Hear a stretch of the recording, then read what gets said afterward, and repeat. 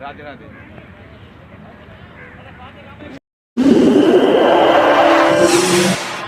ने कहा वो उसकी अपनी राय है जिसकी पुष्टि नेशन न्यूज़ इंडिया नहीं करता। धन्यवाद।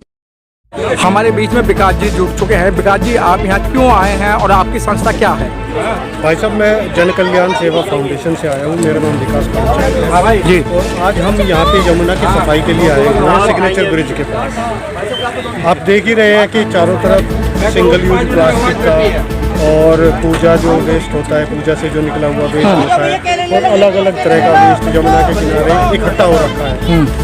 उसी चीज़ की सफाई के लिए आज हम बहुत सारी स्वयंसेवी संस्थाओं को यहाँ पर लेके आए हैं। हमारे साथ जन सेवा संघ से परमिंदर जी भी आए हुए हैं, ठीक है, और वीवन फाउंडेशन से भी हैं भाई साहब मनोज जी, और भी कई सारी स्वयंसेवी संस्थाएं हैं। 10 स्वयंसेवी संस्थाओं को हम यहाँ पे लेके आए हैं, ठीक है भाई साहब। जैसे यहाँ पे देखिए, आप देख रहे हैं कि पूजा का कितना वेस्ट पड़ा हुआ है, ठीक है भाई साहब। ये सभी वेस्ट को हम यहाँ पे साफ कर रहे हैं और हम कोशिश कर रहे हैं कि हमारी तरफ से बेस्ट प्रयास रहे कि यमुना को अधिक से अधिक स्वच्छ बनाने की कोशिश कर रहे हैं।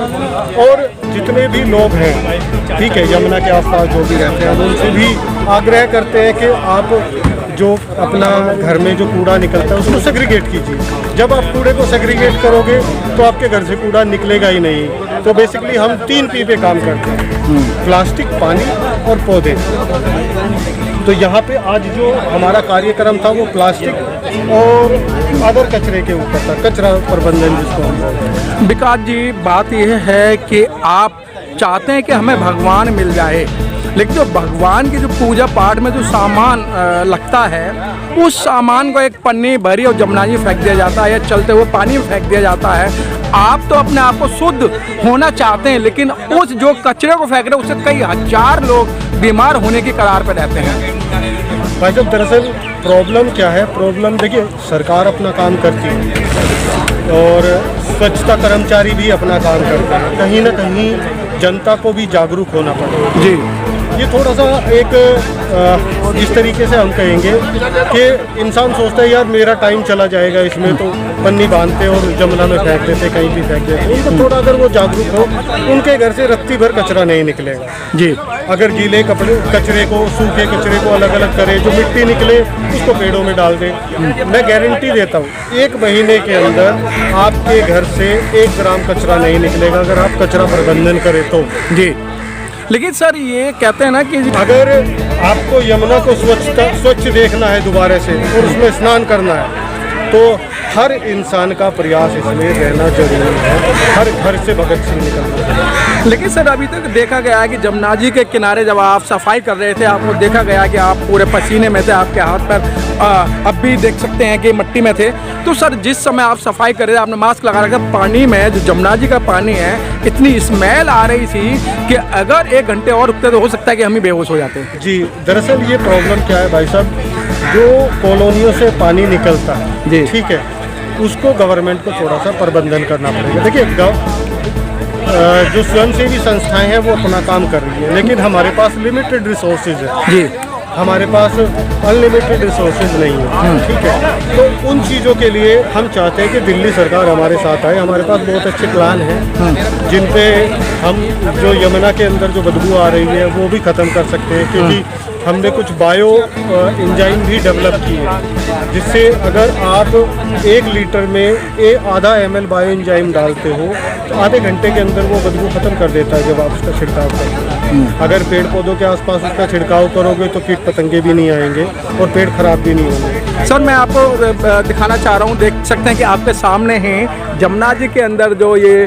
भैंस हैं वो और तैर रहे और नहा रही हैं, और इन्हीं का हम दूध पीते हैं। तो क्या जो लोग गंदगी फैलाने वाले हैं और उन्हें चाय भी बढ़िया चाहिए, कॉफ़ी भी बढ़िया चाहिए, तो क्या इस तरीके की जो गंदगी है ये जो जानवर खाएगा वो भी तो हमारे पेट में जाएगी ना सर? बिल्कुल भाई साहब, जानवर बीमार होगा तो अगर आप उसका दूध पियोगे तो डेफिनेटली आपको कहीं ना कहीं वो लाभ नहीं हानि पहुंचाएगा। ये सभी का एक मिला जुला प्रोग्राम होना चाहिए।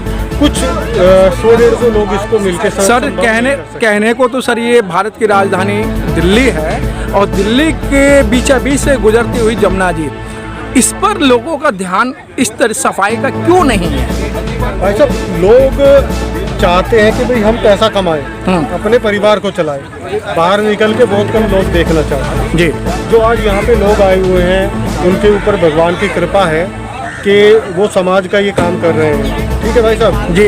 इस काम के लिए सभी को आगे बढ़ना पड़ेगा, थोड़ा थोड़ा कंट्रीब्यूशन, अपना ज़्यादा कंट्रीब्यूशन नहीं है, दिन का 1 मिनट का 2 मिनट का आप पर्यावरण के लिए काम करोगे तो आप यमुना को स्वच्छ देखोगे। सब 3-4 साल से देखा जा रहा है कि दिल्ली के अंदर जो टेम्परेचर है, पर्यावरण दूषित हो रहा है, उसी की वजह से टेम्परेचर बढ़ रहा है। 51 पॉइंट तक टेम्परेचर पहुंच गया और शरीर का जो हालात है, आप देखें टेम्परेचर क्या है, क्या वो एक्सेप्ट करेगा? नहीं भाई साहब, पर्यावरण में जो टेम्परेचर का बढ़ाव है उसके कई सारे कारण हैं। सबसे पहला कारण है कि हवा के लिए पेड़ों को काट देते हैं। मैंने कई जगह देखा है मैंने लोगों से बात भी की है, तो मेन रोड के लिए बहुत सारे पेड़ काटे गए जी। और अलग अलग कॉलोनियों में पेड़ कटते, लोग अपना घर बनाते पेड़ काट देते हैं। तो मैं यहाँ पे पर्यावरण विभाग से एक आग्रह करूँगा कि वो एक सिस्टम बनाए जिससे कि पेड़ कटे ना, शिफ्ट हो सके। हाँ।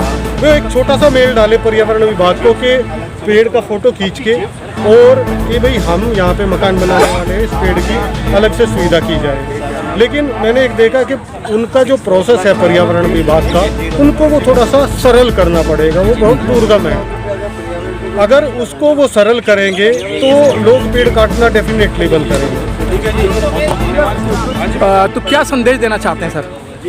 मेरा संदेश यही है कि आप जिस तरीके से अपने परिवार को चलाने के लिए डेली पैसा कमाते हैं, महीने महीने मेहनत करते हैं कि भाई सैलरी आएगी फिर मैं अपने बच्चे के लिए खरीद के दूंगा जी, आप पर्यावरण से दोस्ती करें। जब आप पर्यावरण से दोस्ती करोगे तो कहीं ना कहीं पर्यावरण के लिए आप अपना योगदान, अगर कहीं पे पेड़ कटता है तो उसके लिए आवाज़ उठाओगे आप, अगर कहीं पे गंदगी फैलाई है तो उसके लिए आप मतलब जो भी डिपार्टमेंट काम करते हैं उनसे बात करोगे। और सबसे पहली चीज़ है, जब आप स्वयं से काम करना स्टार्ट करोगे तो 4 लोग आपको देख के अच्छा काम करना स्टार्ट करेंगे। धन्यवाद। बहुत